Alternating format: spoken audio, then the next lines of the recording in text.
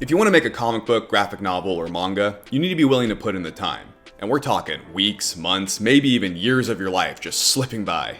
Sounds fun, right? But what if I crammed all of that into just one day and created a comic completely from scratch in just 24 hours? I've been saving this idea for when the channel hit 1,000 subs, and then we got there, but then life just got a little busy for me. Meanwhile, you guys just kept being legends and subscribing, so now I'm torturing myself on camera for a full day as thanks for 1,500 subscribers.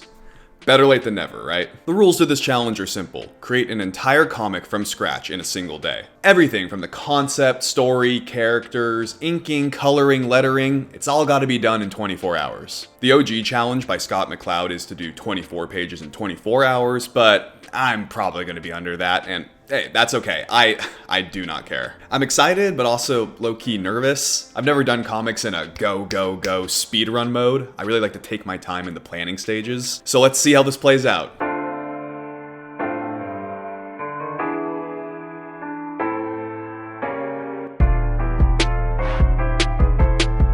I always write my stuff in the screenplay format on Final Draft because duh, we gotta act like we're pros around here. I know comics aren't movies and they're a different medium, but chill on leaving any judgy or snobby comments about that. I believe the story comes first. Long before I start thinking about the art and the layouts, and figuring them both out in a comic script just splits my focus too much. Also, the art and pages are like always subject to change as you work, so I'm not worried about figuring that out until the story foundation is set. Because you can always change the art midway through production, but if you start messing around with the story in that timeline, you are fucked. Anyways, I vomit drafted the whole thing out as quickly as I could and then read it back to myself asking, am I having a stroke or is this just garbage? But hey, if it's all on the page, then the hardest part is over. Cleaning it up and improving it won't take as much time, hopefully. For a quick redraft, I took all the parts that didn't make me cringe and then I glued them all together with some good old-fashioned denial and a prayer. And I'm pleased with the story that I landed on. It's a space fantasy adventure following two protagonists, Sapley, an energetic plant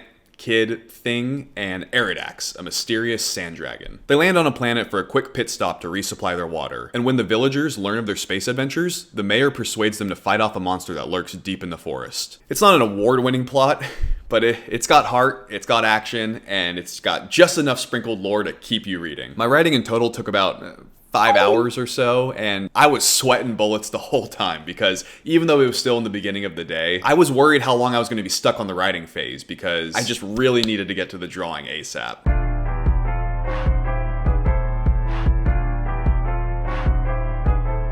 The name of this design game is Keep It Simple, a couple steps above stick figure simple. Sapley is basically an almond with legs, and in case you couldn't gather, he was a plant-based character and not just a fan of weird cloaks, which was meant to resemble some sort of pinecone vibe. I topped him off with a leaf on his head. I had the most fun drawing Eridax. I took a lot of inspo from Meta Knight in the way he balances that fine line between looking menacing and badass, or simple and cute depending on the drawing and tone. The mayor and townspeople, I spent all of 2 minutes on them. I wanted them to be visually distinct from our shorter, stockier heroes, so I made them tall, lean, and blobby. But the real MVP for low effort design, it's the monster. A woodpecker with a drill for a beak, so instead of pecking down trees, he drills. Revolutionary, I know. We're breaking new ground here, folks. It's a character so straightforward, even your dad can figure it out. In total, I probably locked in my character designs at like around 2 hours. Felt pretty good about that. If I could scribble up these guys in like 30 seconds and still make them look like actual characters after cleanup, then I'm golden.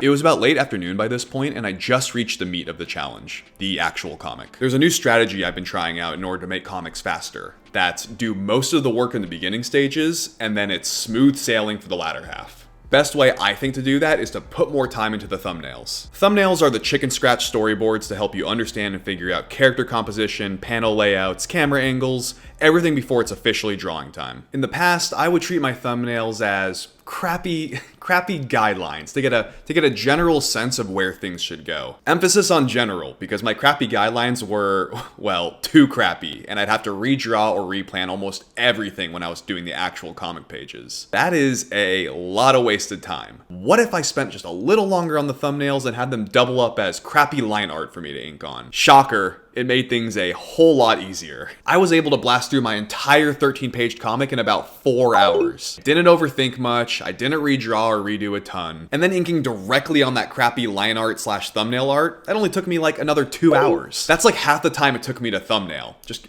front load that work, baby. For coloring, I stuck to my trusty and highly controversial paint bucket tool process. That's where I eyedrop a color and then go through each page, filling up the areas where that color needs to be with the paint bucket tool. When I reach the end, I get a new color and go back to page 1 and do it all over again. Click, click, move on, repeat. I mean, yeah, sure, it's kind of a war crime in the art community, and I would love to improve my coloring process, but this challenge, just not the time. We're sticking to what we know because even though it's tedious, it gets the job done. And I finished coloring in about 3 hours. Only things after that was to add word bubbles, sound effects, and any other last minute details. By the end, I noticed I was doing things really crappy and really rushed because I didn't want to pull an all-nighter doing this. And I didn't have to because a little after midnight, I was done. I made 13 fully colored comic pages in about 17 hours.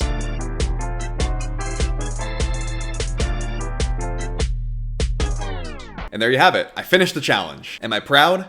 Absolutely. Was it perfect? Hell no. Was it getting a little dead inside by the end? 100%. Getting faster at comics is something I always want to improve on. And this was a good experience to see how much I can pump out in one day if I ever need to, which I hope never to do again, but who knows. Overall, I think I'd rather stick to making comics just a little bit slower and enjoy every bit of the creation process versus stressing myself out rushing to get it done. You know? Like, I was definitely more focused on my time management than the actual comic making for this challenge. Constantly looking at the clock, making sure I'm not spending too much time in one department. Not to mention, I wanted to record some B-roll and behind the scenes footage to make this video, and setting up the camera and getting all those shots angled and stuff just was time consuming in its own way. Just made it a little extra stressful. It's like 2 projects in one. A super interesting self-critique, self-reflecting thing I realized during this challenge was how much I was coasting on some of the drawing. Like, I didn't really challenge myself on the designs or the environments and just kind of defaulted to a lot of my go-to styles and habits. Which, I mean, it makes sense given that this challenge is all about speed, but man, I was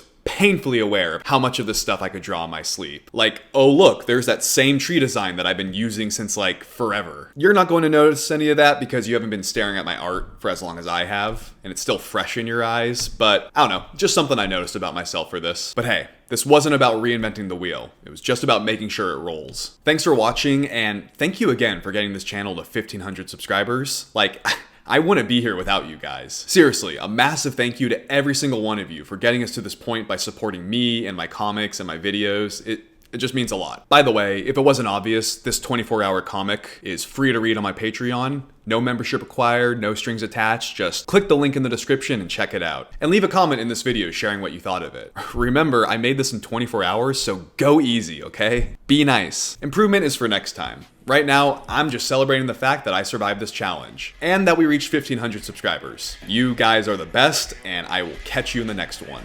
Peace.